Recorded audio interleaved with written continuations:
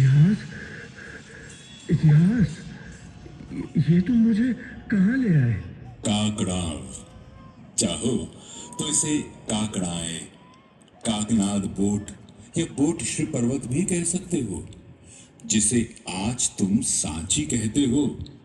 उसके ये प्राचीन नाम ही तो हैं। इतिहास, मैंने तो तुम्हें वहां ले चलने को कहा था जहां जाकर मन शांत और पवित्र हो जाता है, पर यह भयावह दृश्य देखकर मेरा मन विचलित हो रहा है।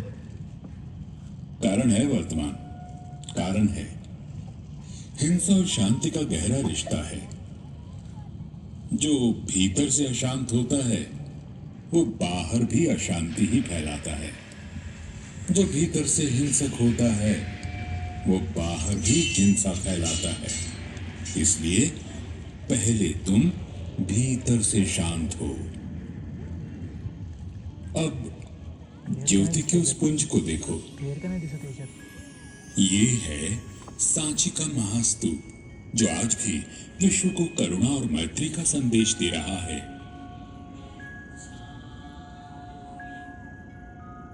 केवल तथागत बुद्ध के ही नहीं, उनके महान शिष्य सारिपुत्र और महामौदगल्यायन के अस्थि अवशेष भी सांची आए।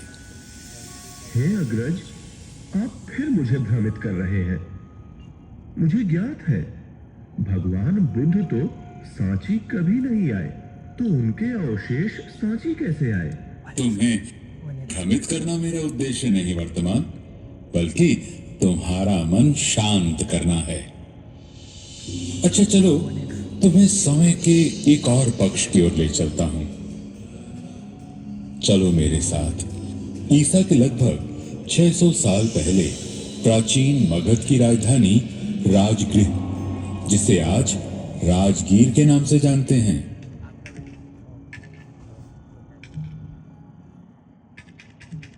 ये महात्मा कौन है इतिहास, जिनके दर्शन मात्र से मेरा मन प्रेम और करुणा से भर उठा? क्रोध और शत्रुता जाती रही, हृदय दया और मैत्री जैसे कोमल भावों को पा निर्मल हो गया। अपने सौभाग्य का आभार मानो वर्तमान, जो तुम्हें भगवान बुद्ध के दर्शन हुए हैं। आज तथागत चीवर पहन, भिक्षा पात्र उठाए, भिक्षु संघ के साथ राजगृह की ओर जाते हैं। आज के दिन कुछ विशेष होने वाला है। देखो। मित्र विजय, ये बहुत विशुद्ध दल तो हमारी ओर ही आ रहा है। हाँ जय, और देख, लगता है उनके आगे आगे स्वयं भगवान बुद्ध चले आते हैं। भगवान बुद्ध, मैं भी उन्हें भिक्षा दूंगा। जय रुको, तुम क्या दान दोगे? तुम्हारे पास तो अन्न भी नहीं है। प्रणाम, मेरी ओर से ये एक मुट्ठी मृदा स्वीकार करें।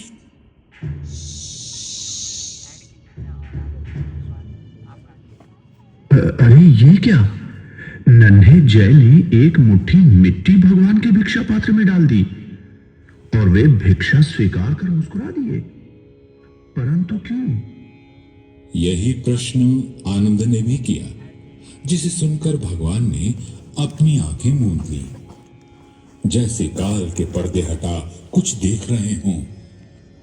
आंखें खुली और बुद्ध मुस्कुराते हुए बोले, आनंद, इस महान भिक्षा और पुण्य कर्म के कारण तथागत के परिनिर्वाण के 200 वर्ष बाद वह बालक पाटलिपुत्र में सम्राट बनेगा। वह चक्रवर्ती सम्राट मनुष्यता की भलाई के लिए मेरी अस्थियों के अवशेषों को दूर दूर तक ले जाएगा और उन पर 84,000 स्तूपों का निर्माण करेगा। वह पूरे जम्बू द्वीप को मेरे अवशेषों से सजा देगा, जिसका मनुष्य ही नहीं देवता भी आदर करेंगे। बुद्ध की वाणी सच हुई। बुद्ध के महापरिनिर्वाण के लगभग 200 साल बाद पाटलिपुत्र में दूसरे मौर्य सम्राट और सम्राट चंद्रगुप्त के पुत्र बिंदुसार के घर में एक बेटे ने जन्म लिया। पिता बिंदुसार और मां शुभद्रांगी के इस बेटे का नाम था अशोक। जिसके जन्म की भविष्यवाणी स्वयं भगवान करें, ऐसे पुत्र को पाकर तो सम्राट बिंदुसार धन्य हो गए होंगे। ऐसा होता तो इतिहास कुछ और ही होता। अशोक रूपवान नहीं था, इसलिए दूसरे भाइयों की तुलना में अशोक को पिता से प्रेम कम ही मिला। प्रेम के अभाव ने क्रोध को जन्म दिया। अशोक बचपन से ही क्रोध से भरा रहता था और समय के साथ वो स्वभाव से भी हिंसक होता गया। पिता ने उसे पाटलिपुत्र से दूर रखने के लिए उज्जैन का राज्यपाल बनाकर भेज दिया। जो प्रेम अशोक को पिता से नहीं मिला, वो विदिशा नगर के एक साहूकार की बेटी देवी से प्राप्त हुआ। देवी से विवाह के बाद अशोक अपनी गृहस्थी और राजकाज में व्यस्त हो गया, पर सुख के क्षण अधिक नहीं थे। कुछ समय बाद तक्षशिला में मौर्य साम्राज्य के विरुद्ध विद्रोह हुआ। जब अशोक का भाई युवराज सुसीन विद्रोह को ना दबा पाया, तब बिंदुसार ने अशोक को उज्जैन से तक्षशिला जाने का आदेश दिया। अशोक ने हिंसा का उत्तर प्रतिहिंसा से दिया और विद्रोह को कुचल कर रख दिया। पर उसकी हिंसा की प्यास अभी बुझी कहां थी। तक्षशिला को जीतकर अशोक उज्जैन नहीं पाटलिपुत्र गया, क्योंकि उसे तो चाहिए था पाटलिपुत्र का सिंहासन। उसने एक एक कर अपने सभी भाइयों की हत्या की और पाटलिपुत्र पर अधिकार कर लिया। इस गृह युद्ध ने पिता बिंदुसार की भी बलि ले ली। निरंकुश अशोक अपनी हिंसा को तृप्त करने के अवसर खोजने लगा। अपने राज्याभिषेक के 8वें साल अशोक ने साम्राज्य विस्तार के लिए कलिंग से युद्ध छेड़ दिया। इस भीषण युद्ध में लाखों लोग मारे गए, लाखों अपाहिज हुए। कलिंग की धरती खून से लाल हो उठी। अपने सामने युद्ध भूमि में अनगिनत मृत योद्धाओं, दर्द से चीख रहे सैनिकों, लाखों मां का विलाप, हजारों विधवाओं का रोना, छोटे छोटे बच्चों का बिलखना सुन अशोक का हृदय पिघल गया। अशोक करुणा से भर उठा। याद आ गई उसे देवी, याद आ गए उसे करुणा और मैत्री से भरे बुद्ध। अब वो युद्ध का परिणाम तो नहीं बदल सकता था, पर अपना मार्ग तो बदल सकता था ना। उसी क्षण उसने संकल्प किया, जो मैंने क्या कर दिया, इस महाविनाश का कारण मैं अशोक। अब मौर्य साम्राज्य में युद्ध की नहीं, धर्म की फेरी बजेगी। मैं पश्चाताप करूंगा, धर्म का मार्ग चुनूंगा। अशोक ने अपना नवीन पुनीत मार्ग चुन लिया और अब वो जिस यात्रा पे निकला, वहां विध्वंस नहीं, केवल सृजन था। अशोक की धर्म यात्रा प्रारंभ हो चुकी थी। वो उपगुप्त के साथ लुम्बिनी पहुंचा, जहां तथागत का जन्म हुआ था। फिर बोध गया, जहां बुद्ध को निर्वाण प्राप्त हुआ था। उसने सारनाथ के दर्शन किए, जहां बुद्ध ने धर्म चक्र प्रवर्तन किया था। श्रावस्ती के जेतवन की यात्रा की, जहां बुद्ध ने कई वर्ष वास किया था। और कुशीनारा भी गया, जहां बुद्ध ने परिनिर्वाण प्राप्त किया था। अशोक के मन में विचार आया, मैंने तो कुशीनारा में तथागत के अस्थि अवशेषों पर बने स्तूप के दर्शन किए हैं, पर मेरा देश, मेरी प्रजा कैसे करे? कैसे मैं विश्वास दिलाऊं मनुष्यता को कि इसी जीवन में जीते जी निर्वाण संभव है। अशोक ने पृथ्वी को बुद्ध की रूप काया और स्तूप बनवाकर धर्म काया में बदल डालने का निर्णय लिया। अशोक ने शांतिपूर्ण तरीकों से दूसरे राज्यों और गणराज्यों से तथागत के अस्थि अवशेषों को प्राप्त कर उनका बंटवारा करवाया। फिर सोने, चांदी, सूत्रमणि और स्फटिक की 84,000 छोटी छोटी पेटियों में तथागत की पवित्र अस्थियों को रखवाया। उन पेटियों को अस्थि कलशों में रखवाकर उनके साथ 84,000 आलेख रखवाए गए। जिस दिन 84,000 स्तूपों के निर्माण का काम पूरा हुआ, उस दिन से अशोक धर्म राजा के नाम से जाना जाने लगा। एक समय का दुष्ट हत्यारा चंड अशोक अब धम्म अशोक था। वर्तमान जब पूरे देश में बुद्ध की अस्थियां पहुंच रही थीं, तो उन्हें सांची तो आना ही था। धम्म अशोक का हृदय तो यहां बेसनगर में बसता था। उनके प्रिय महेंद्र और संघमित्रा की मां, उनकी पत्नी देवी, किसी तपस्विनी, किसी भिक्षुओं की तरह बुद्ध, संघ और धम्म की उपासना कर रही थी। इसलिए सांची के स्तूप के लिए इस स्थान को चुना गया। देवी ने यह भिक्षुओं के लिए विहार बनवाया। अशोक ने यहां ईंटों का स्तूप बनवाया।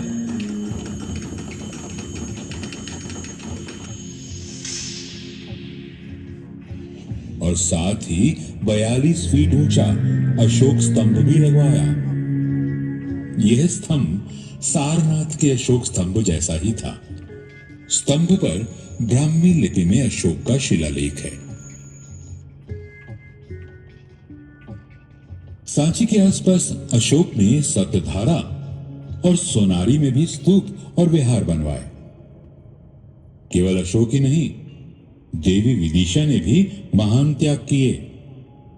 कैसी रही होगी देवी, जिसने अपने बेटे महेंद्र को, जो भारत का सम्राट बन सकता था, 20 साल की उम्र में भिक्षु बनने दिया, और 18 साल की उम्र में अपनी बेटी संघमित्रा को भिक्षुणी बनने दिया।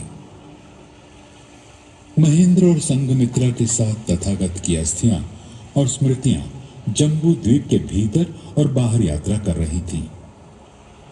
जब ये हो रहा था, तो बुद्ध के पहले और दूसरे धर्म सेनापति को तो यहां आना ही था। पहले और दूसरे धर्म सेनापति? अब तुम किसकी कथा कह रहे हो इतिहास? अब मैं उनकी वंदना कर रहा हूं, जिनकी अस्थियां इस स्तूप क्रमांक 3 में सुरक्षित रही हैं। वे हैं सारिपुत्र और महामौदगल्यायन। दोनों के परिवार का पीढ़ियों से मैत्री का संबंध था। दोनों एक ही दिन पैदा हुए। दोनों ने साथ साथ संजय वेलिठीपुत्र से प्रवज्ञा ली। संजय वेलिठीपुत्र के सिद्धांत से संतुष्ट ना होने के कारण दोनों साथ साथ तथागत के पास गए। दोनों आयु में बुद्ध से बड़े थे, पर दोनों भगवान के परम शिष्य हुए। घर छोड़ने के 7 साल बाद पिता शुद्धोदन के बहुत आग्रह करने पर बुद्ध भिक्षु संघ के साथ कपिलवस्तु गए। वहां वे नगर के बाहर न्यग्रोध वन में ठहरे। पिता शुद्धोदन के कहने पर तथागत जब यशोधरा से मिलने गए, तब उन्होंने सारिपुत्र और मौदगल्यायन को साथ लिया था। भिक्षु, मैं बंधनों से मुक्त हूं, पर यशोधरा नहीं। वर्षों से उसने मुझे देखा नहीं, इसलिए भाव के आवेग में वह तथागत को स्पर्श करे तो उसे रोकना नहीं। तुम शांत रहना। वह जैसा भी व्यवहार करे उसे करने देना। एक और विमुक्त विरक्त विरागी बुद्ध, और सामने आंसुओं की धारा में डूबती उभरती उनकी पत्नी यशोधरा। एक और पूरी मनुष्यता के लिए मन में करुणा लिए खड़े बुद्ध, और सामने अपनी पीड़ा लिए खड़ी यशोधरा, और इस क्षण को एक और खड़े देख रहे थे सारिपुत्र और महामौदगल्यायन। कौन लिखता उस क्षण का आंसुओं से भीगा महाकाव्य? यशोधरा से मिलकर बुद्ध वापस जाने लगे, तब यशोधरा ने बेटे राहुल को अपने पिता से अपना उत्तराधिकार मांगने को कहा। 7 साल का राहुल पिता के पीछे चल दिया। तात, मेरा उत्तराधिकार कहाँ है? तात, मुझे मेरा उत्तराधिकार चाहिए। सारिपुत्र, मेरा पुत्र उत्तराधिकार चाहता है। मैं उसे नाशवान संपत्ति नहीं दे सकता जो अपने साथ चिंताएं और दुख लाती है, लेकिन मैं उसे श्रेष्ठ जीवन का उत्तराधिकार दे सकता हूं। राहुल को प्रवचित करो। बुद्ध ने राहुल को उत्तराधिकार में धम्म का मार्ग दिया। राहुल की प्रवज्ञा में सारिपुत्र उसके उपाध्याय और महामौदगल्यायन आचार्य हुए। कई मौकों पर तथागत ने सारिपुत्र और मौदगल्यायन की मुक्त कंठ से प्रशंसा कर उनका अनुकरण करने को कहा, और यह प्रशंसा अकारण भी नहीं थी। जिस तरह उन दोनों ने बुद्ध का अनुकरण किया, वैसा और कोई नहीं कर पाया। मन, वचन, कर्म से वे दोनों बुद्ध ही हो गए थे। जब परिनिर्वाण का समय निकट आया, तब भी सारिपुत्र औरों के उद्धार के बारे में ही चिंतित था। वो अपनी मां, अपनी जननी के पास गया और उन्हें धम्म का मार्ग दिखाते हुए प्रकाश में लीन हो गया।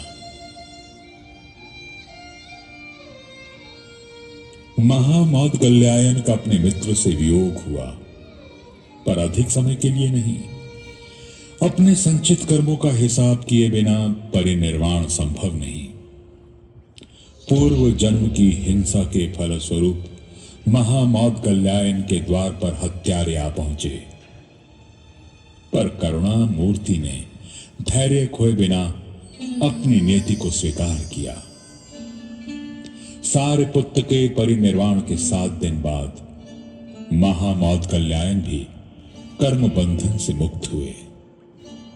मुझे वह दृश्य आज भी याद है जब बुद्ध ने सारिपुत्र की पवित्र अस्थि अपने हाथ पर ली और भिक्षु संघ से कहा, भिक्षु, देखो महाप्रज्ञ की धातुओं को, वीतराग, जितेंद्रिय, निर्वाण प्राप्त सारिपुत्र की वंदना करो। वह क्षमा में पृथ्वी के समान थे, अक्रोधी थे, इच्छाएं कभी उन्हें विचलित नहीं कर सकी। वे अनुकंपन थे। उन्होंने कारुणिक निर्वाण पद प्राप्त किया है। उस निर्वाण प्राप्त सारिपुत्र की वंदना करो। तथागत ने जिन्हें जुड़वा भाई कहा, ऐसे सारिपुत्र और मौदगल्यायन की पवित्र अस्थियां आज पास ही श्रीलंका द्वारा बनाए गए मंदिर में सुरक्षित हैं, जिन्हें वर्ष में एक बार दर्शनों के लिए प्रदर्शित किया जाता है। इतिहास, इसका अर्थ ये हुआ कि सारिपुत्र और मौदगल्यायन के अस्थि अवशेषों पर जेतवन में स्तूप बने थे, और इन दोनों धर्म सेनापतियों के अवशेषों ने भी भगवान बुद्ध के अवशेषों की तरह यात्रा की। ठीक कहा तुमने वर्तमान।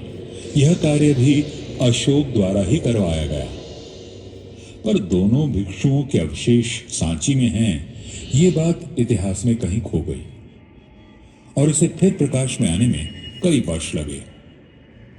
अशोक के समय यह महास्तूप ईंटों का बना था। विदिशा और आसपास से उपासक यहां बरसों स्तूपों की उपासना के लिए आते रहे।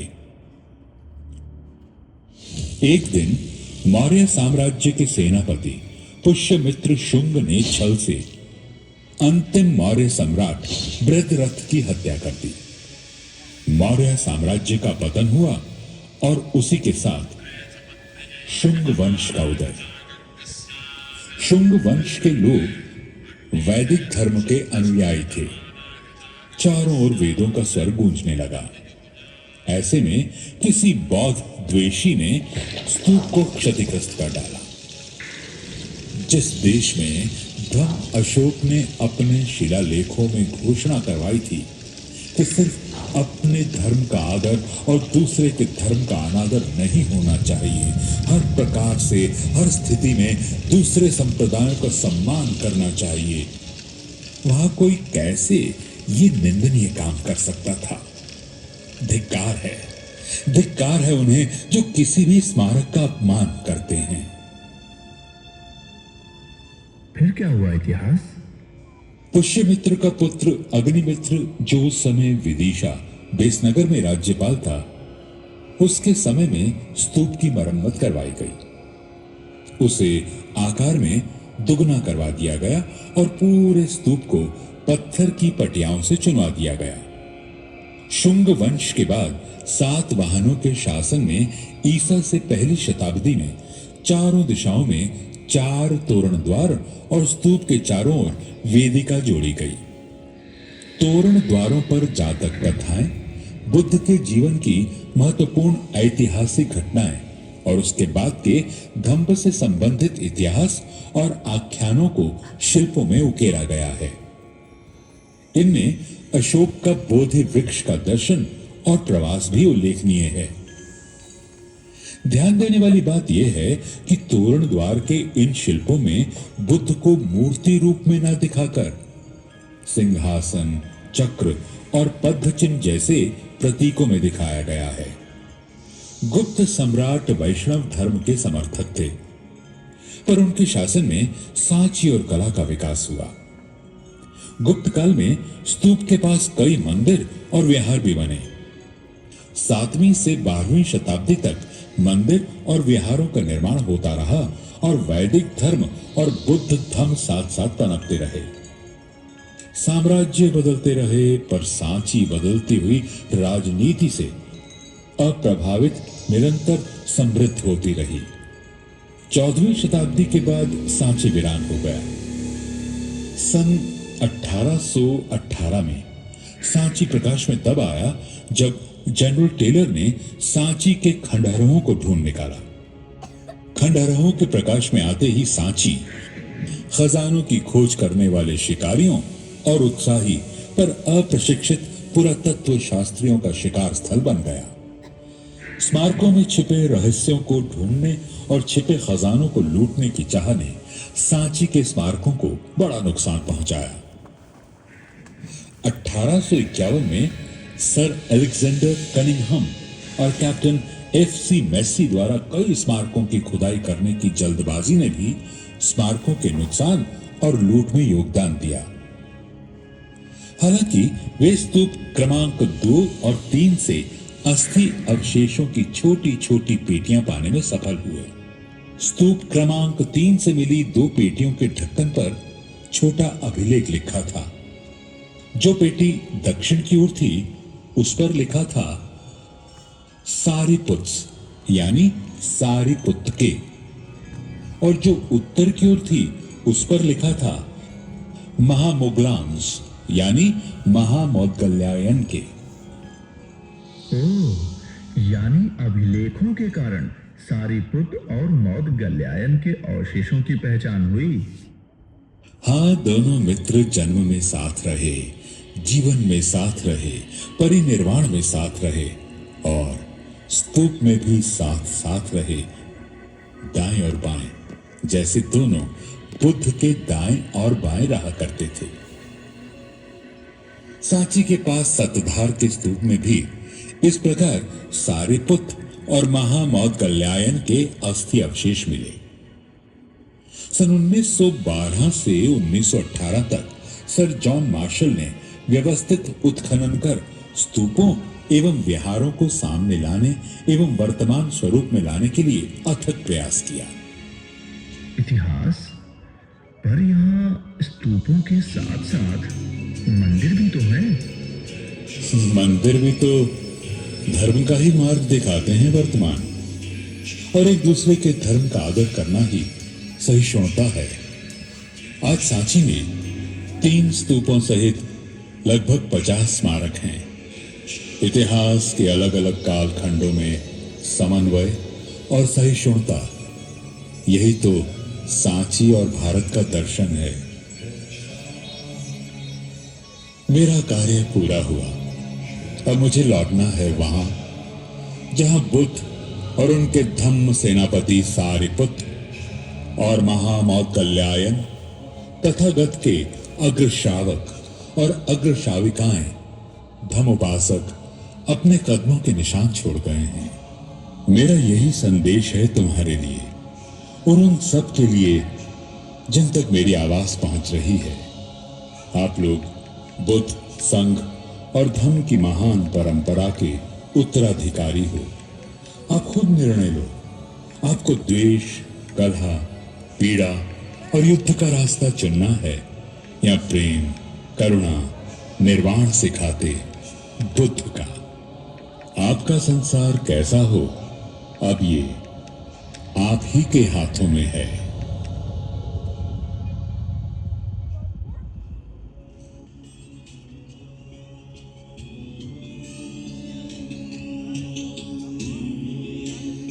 और इस प्रकार शांति और सौहार्द का संदेश देकर इतिहास अंतर्ध्यान हो गया और हमारी कथा भी पूरी हुई।